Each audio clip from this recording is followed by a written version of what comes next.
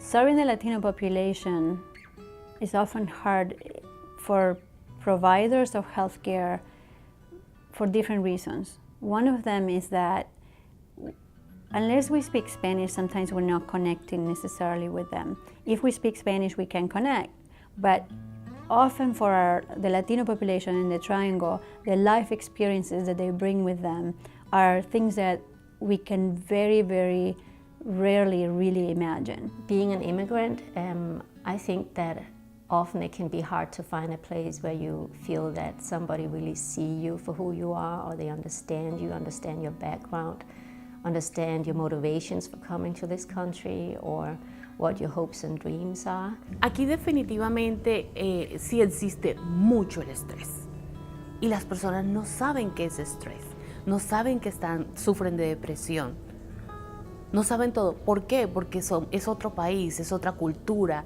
es otro idioma, es otras costumbres. Entonces venimos con nuestras costumbres. Cuando llegamos aquí nos encontramos que no sabemos manejar esto. Entonces se presenta mucho estrés. El tratar con las personas, cuando uno llega a algún lugar y no habla en español, uno no sabe a dónde acudir, cuando tiene su hijo y no sabe con quién hablar. Good morning, boys and girls. Thank you. One line. Good job. Good job. I think the mental health issues are really big in our schools, and children and families have to deal with a lot of things. And so if their home life isn't somewhat settled, if they don't feel safe, they could be going through, I guess, a lot of different situations.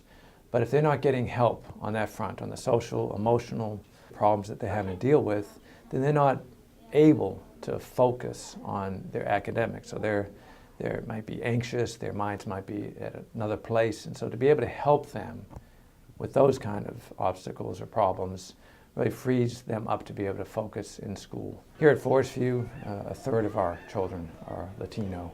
And across Durham, we have a high population. So to have an agency that is aware of and be able to address the social and mental health needs of this community is vital for the success of the schools, and it's vital to the success of a part of our population.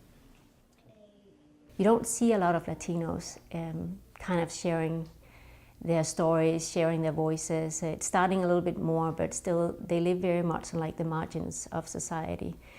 And what that does to a person is that, it kind of really gets to your sense of who you are when you are left voiceless. No matter if you live in Durham, Raleigh, Chapel Hill, around here, you will often notice that Latinos live like a parallel life. You might have gone to a restaurant with some of your friends and be enjoying a meal, and you're way into your conversation, and suddenly you kind of see out of the side of your eye that the door to the kitchen swings and opens up for a second, and behind those doors there are often Latino workers in the kitchen.